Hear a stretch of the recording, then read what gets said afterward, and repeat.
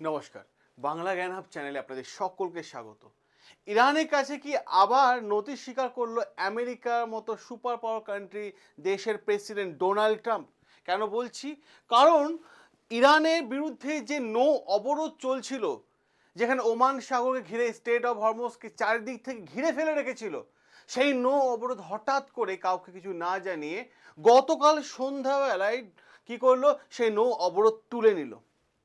কারণ একটা জিনিস ক্লিয়ার, যুদ্ধের ভাষা এখন বদলে গেছে। এখন কথা বলছে শুধুমাত্র কূটনীতি। আবার একটা যদি দেখেন আপনার আরেকটা গুরুত্বপূর্ণ বিষয়, এই যে আমেরিকা হঠাৎ করে কাউকে না জানিয়ে যেমন স্টেট অফ হরমুজকে অবরোধ করা প্ল্যান করেছিল, সাথে সাথে আবার কাউকে না জানিয়ে হঠাৎ করে তুলে নিল, এতে কি ইরানের কি কোনো চাল আছে? আমি আপনাদের কাছে বিষয়টা ক্লিয়ার করে দিচ্ছি। দেখুন, প্রশ্ন হচ্ছে, ইরান কঠোর একটা শর্ত দিয়েছিল। আগে শর্ত মানো, তারপর ভাই দ্বিতীয় দফা বৈঠক সে যেখানে করো না কোনো, জেনেভাতে করো না, না হলে ইসলামাবাদে করো, ভাই যেখানে করবে করো, তার আগে কোনো কিছু আলোচনা হবে না। তাই ইরানের শর্ত কি ছিল? যে লেবানন, ইসরায়েল যে লেবাননের ওপর ঐতিহাসিক হামলা করেছিল, 10 মিনিটে 100টা মিসাইল ছুড়ে প্রায় কয়েকশো মানুষ মারা গেছিল, সেই হামলা বন্ধ করতে হবে। শুধু ইরানের ওপর হামলা বন্ধ করলে হবে না, লেবাননের ওপর হামলা বন্ধ করতে হবে। সাথে সাথে যদি এই হামলা বন্ধ না হয়, তা দ্বিতীয় দফা বৈঠকে কোনো আলোচনা হবে না।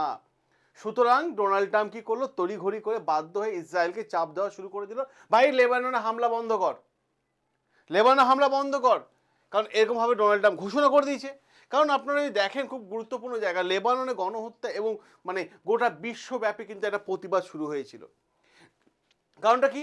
লেবাননের ওপর যে গণহত্যা চালিয়েছিল ইসরায়েল, তার বিরুদ্ধে বিশ্ব জুড়ে বিভিন্ন দেশে প্রতিবাদ শুরু হয়ে যায়।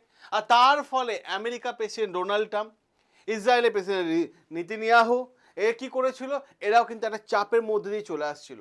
যখন চারিদিক থেকে ইরান বিশ্বে বিভিন্ন দেশকে চাপ সৃষ্টি করেছিল, ঠিক তখনই অন্য কোনো উপায় না থেকে ডোনাল্ড ট্রাম্পের একটা ভয়ঙ্কর এবং ঐতিহাসিক সিদ্ধান্ত, যার ফলে ট্রাম্প আগামী 10 দিনের জন্য লেবাননের ওপর যুদ্ধবিরতি ঘোষণা করেছে, সিজফায়ার ঘোষণা করেছে। কারণ আমরা গতকাল সেই রিপোর্ট দেখিয়েছি এই চ্যানেলে। আর এখান থেকেই ক্লিয়ারভাবে প্রমাণ হয়ে যায় তিনটে গুরুত্বপূর্ণ জায়গা। প্রশ্ন এটাই, ইসরায়েল যুদ্ধে আসল নিয়ন্ত্রণ কে করছে? আমেরিকা। কারণ তড়িঘড়ি করে আমেরিকা ইসরায়েলকে চাপ দেওয়া শুরু করলো, 10 দিনের সিজফায়ার বন্ধ হয়ে গেল। ইসরায়েল আমেরিকা এখন পরিষ্কারভাবে দেখা যাচ্ছে একটা গুরুত্বপূর্ণ জায়গায় এসে পৌঁছে গেছে, এবং এই যুদ্ধে না ইসরায়েল হেরেছে, না ইরান হেরেছে, না আমেরিকা হেরেছে, কেউ হারেনি। কিন্তু কার যুদ্ধে জয় হবে বা কবে বা যুদ্ধ থামবে, এই নিয়ে মিডল ইস্টে অনেক ক্ষয়ক্ষতি হয়ে গেছে, যার ফলে মিডল ইস্ট কান্ট্রিগুলোকেও কিন্তু আমেরিকার ওপর চাপ সৃষ্টি করতে শুরু করে দিয়েছে। যেখানে দেখা যাচ্ছে লেবাননে যা হয়েছিল তার দায় সরাসরি ট্রাম্পের ওপর, কারণ গোটা বিশ্বে নানান জায়গা থেকে প্রতিবাদ এক এক করে শুরু হয়ে গেছে। যে যুদ্ধ শুধু করায়, যুদ্ধ থামানো ঘোষণা তাকেই করতে হয়, এইটা কিন্তু গতকাল ডোনাল্ড ট্রাম্প পরিষ্কারভাবে বুঝিয়ে দিয়েছে এবং সেটাই করে দেখিয়ে দিয়েছে। এবার ইরানে পাল্টা পদক্ষেপ কি আছে, তার প্রত্যুত্তরে ইরান কি করলো, ইরান ঘোষণা করে দিল যে হরমুজ প্রণালী যে অবস্থায় খোলার কথা ছিল 8 তারিখে, সেই অবস্থায় আমরা কিন্তু আবার এনে দিলাম, এবং হরমুজ প্রণালী কি করলাম, স্টেট অফ হরমুজকে সকলের জন্য ওপেন করে দিলাম। আর এর ফলাফল কি? হরমুজ প্রণালী খোলার সাথে সাথে বিশ্বে বাজারে 10% তেলের দাম কমে গেল। ফলে বিশ্বের মানুষ কিছুটা হলেও একটা স্বস্তিতে নিঃশ্বাস নিচ্ছে।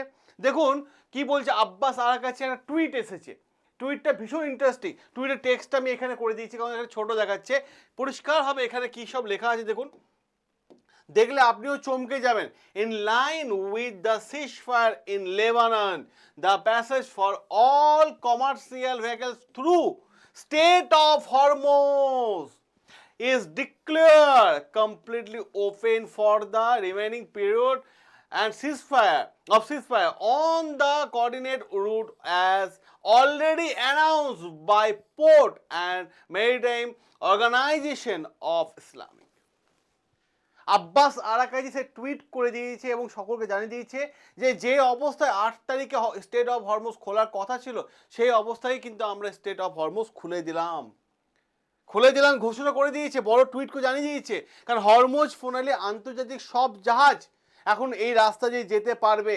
কারণ লেবানন যুদ্ধ বিরতি যেটা হয়েছে তাকে ইরান সম্মান জানিয়েছে এবং সব বাণিজ্যিক জাহাজের জন্য পথ খোলা হয়ে গেছে যুদ্ধ বিরতির সময় পর্যন্ত।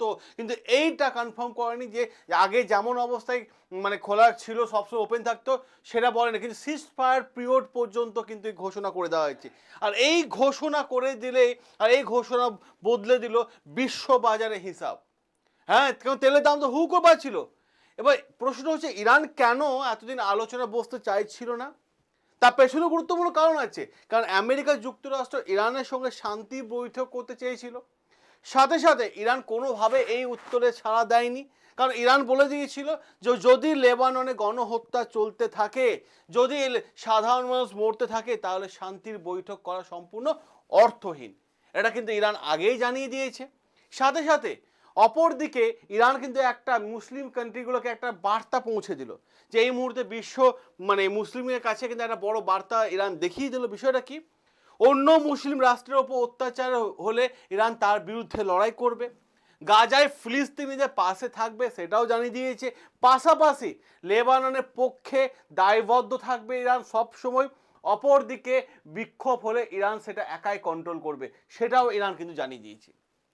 এবার প্রশ্ন হচ্ছে ইরান লেবাননকে এত গুরুত্ব দিচ্ছে কেন?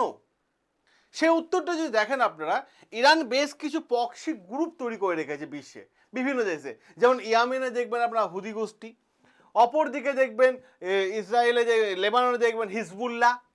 এই গোষ্ঠীগুলোকে ইরান কি করেছে, টাকা পয়সা দিয়ে পুষে রেখেছে। এবার ভাই যখন ইরান বিপদে পড়বে তোমরা তখন সেনা পাঠিয়ে তোমরা ইরানকে হেল্প করবে। তাই ইরান পরিষ্কারভাবে দেখেছে যে ভাই হিজবুল্লাহর ওপর ইসরায়েল মারাত্মক লেভেলে আক্রমণ করেছে, আর সেহেতু আগে থেকে কমিটমেন্ট করে রেখেছে ইসরায়েল লেবাননকে, তাই পরিষ্কারভাবে বলে দিয়েছিল যে লেবাননে আক্রমণ বন্ধ করতে হবে, তবেই তারা আলোচনায় বসবে। আর তার জন্য বড় টুইট আব্বাস আরাগাচি কিন্তু বড় টুইট একটা চলে এসেছে। সাথে সাথে তেলের বাজারে কি প্রভাব পড়বে? যদিও ডোনাল্ড ট্রাম্প ঘোষণা করে দিয়েছে যে Iran has announce state of Hormuz fully open, পরিষ্কারভাবে জানিয়ে দিয়েছে ইরান, সেটা সেটা ডোনাল্ড ট্রাম্প নিজের মুখে ঘোষণা করেছেন। কারণ দেখবেন ঘোষণার আগের ফ্রন্টে যে দেখবেন সেখানে তেলের দাম বেড়ে গেছিল প্রায় 88 টাকা পার ব্যারেল ডলার হয়ে গেছিল।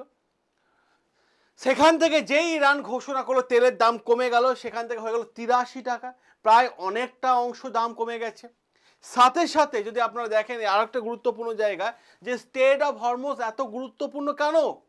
তাহলে স্টেট অফ হরমুজ একটা গুরুত্বপূর্ণ কারণ হচ্ছে কারণ বিশ্বের 20% তেল এই রাস্তা দিয়ে পেরিয়ে যাচ্ছে। যুদ্ধটা শুরু হয়েছিল ইরানের রিজিম চেঞ্জ করে দেওয়ার জন্য, ইরানের সরকার পরিবর্তন করে দেওয়ার জন্য। উর্দি গোষ্ঠী যারা রয়েছে ইরানে তাদেরকে নামিয়ে ইরান সরকারের বিরুদ্ধে প্রতিবাদ করার জন্য। সেই সমস্ত সিচুয়েশন থেকে এখন যুদ্ধটা ঘুরে গেছে স্টেট অফ হরমুজের দিকে।